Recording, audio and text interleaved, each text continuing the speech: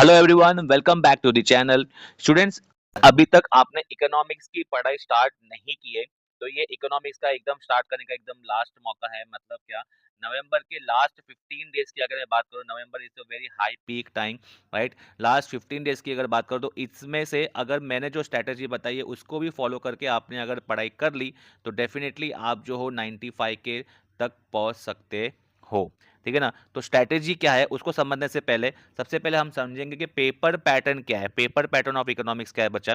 Paper pattern की अगर मैं बात करूं यहाँ पे मैं, तो यहाँ पे देखो 20 मार्क जो है अपने को ऑब्जेक्टिव की तरफ से मिल रहा है। ये तो अपने को जेब में होना ही होना चाहिए। 110% जो है 20 मार्क होना ही होना चाहिए। 20 मार्क्स में से 1-2 मार्क अगर ऊपर नीचे हुआ चलेगा, बट कोशिश करना है कि 18 है तो 19 तो हमको आना ही आना चाहिए कैसे भी करके।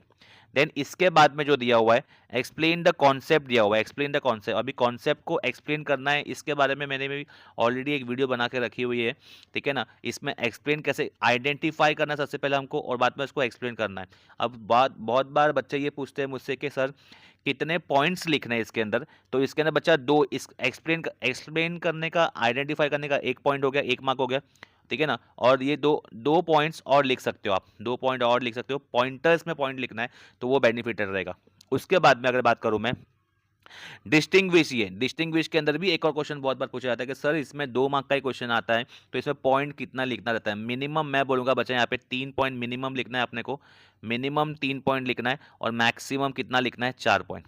ठीक है ना। मिनिमम 3 पॉइंट लिखना है और मैक्सिमम 4 पॉइंट लिखना है। 2 मार्क के लिए इतना काफी है। अच्छा, इकोनॉमिक्स में ओसीएम जैसा बिल्कुल भी नहीं है, हमको भरना नहीं है, भर भर के घुमा फिरा के लिखना नहीं है हमको। अगर हमने टॉपिक टू टॉपिक भी लिखा, मतलब मुद्दे की बात कर दी, जलेबी कैसे घुमाना नहीं है, इन शॉर्ट अगर मैं बोलूँ मैं आपको बात, तो आपको खाली मुद्दे की बात लिख दी तो भी आप एक लाइन में भी अगर आप एक आंसर लिखते हो तो भी आपको राइट मिल जाएगा।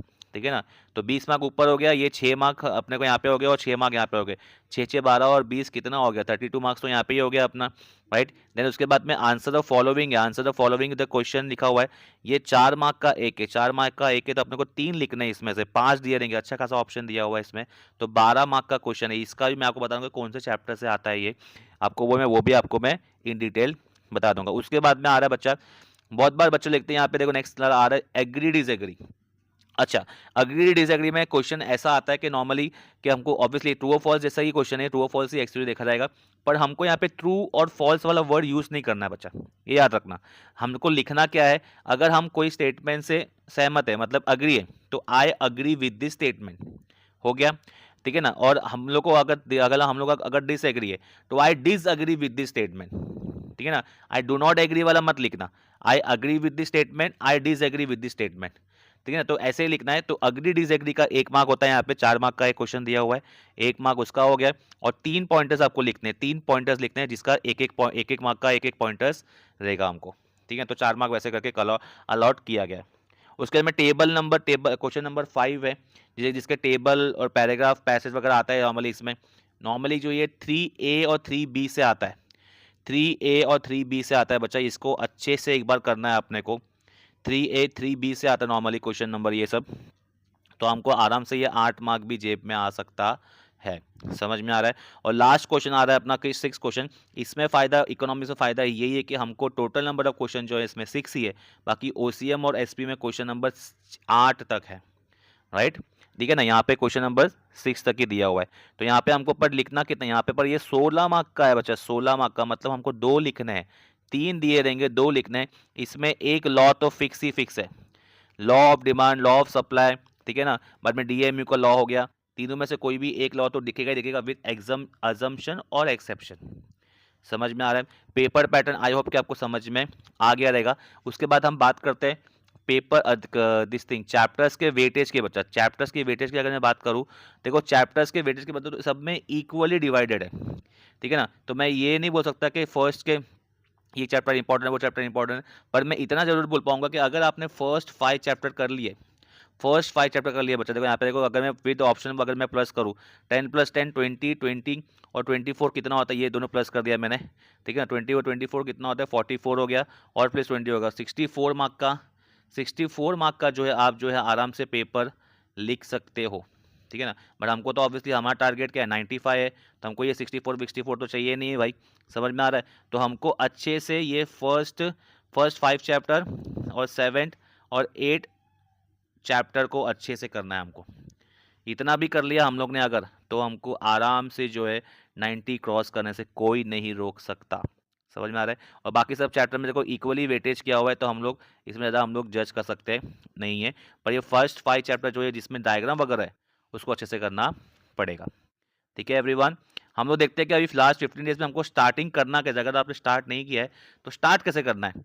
सबसे पहले मैं आपको बोलूंगा कि चैप्टर नंबर जो जिसके चैप्टर्स के वेटेज ज़्यादा है और जो चैप्टर इंपॉर्टेंट है, जैसे मैंने आपको बताया अभी अभी 1 2 3 1 2 3 1 2 3 और 7 8 9, सबसे पहले ये चैप्टर को उड़ाना है।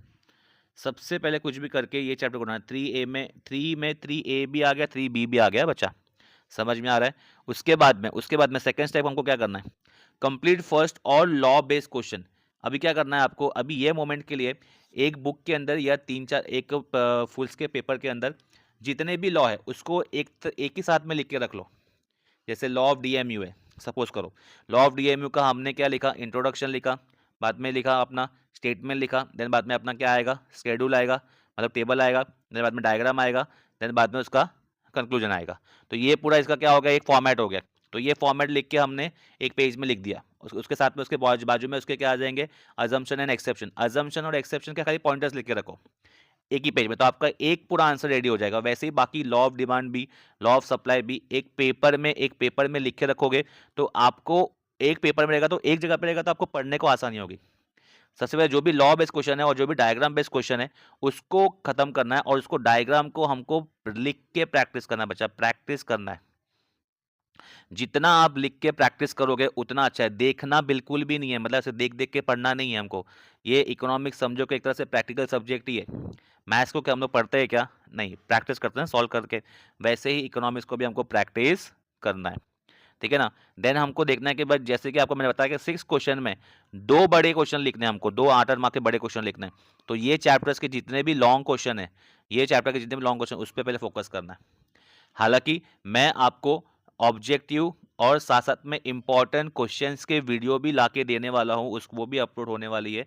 अगर आपने उस तभी तक चैनल को सब्सक्राइब नहीं किया तो कर लो, क्योंकि आपका ही फायदा है बच्चा इसमें। क्योंकि देखिए ना, वो जब वीडियो आ जाएगी तो आपको और भी क्लियरिटी मिल जाएगी हमको क्या पढ़ना है और क्या नहीं पढ़ना है।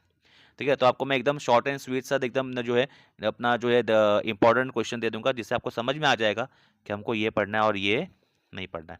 देन उसमें जितने भी डिस्टिंग्विश है, डिस्टिंग्विश बता दिया मैंने आपको, डिस्टिंग्विश की वीडियो भी मैं आपको बता दूंगा, डिस्टिंग्विश कौन से पढ़ने वो भी मैं आपको बता दूंगा। उतने ही करके जाना है अपने को, ज़्यादा करना नहीं है। और लास्ट वाला जो है अग्री डिसएग्री, जो कि 4 मार्क का है, कि मैंने बताया था को 8 मार्क का, ये भी बड़ा पॉइंट है। अग्री डिसएग्री का भी अच्छे तरह उसको जो है देख लो कि कौन से चीज़ को अग्री बोलेंगे, कौन सी चीज़ को डिसएग्री बोलेंगे।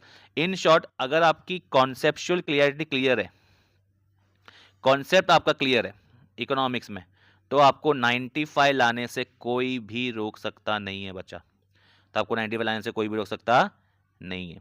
आई होप कि आपको ये समझ में आ गया रहेगा। अभी अपने जो नेक्स्ट वीडियो होगी वो इंपॉर्टेंट क्वेश्चंस की वीडियो होगी, तो चैनल को सब्सक्राइब करके रख लो ताकि आपको इंपॉर्टेंट क्वेश्चन की वीडियो आपसे मिस ना हो।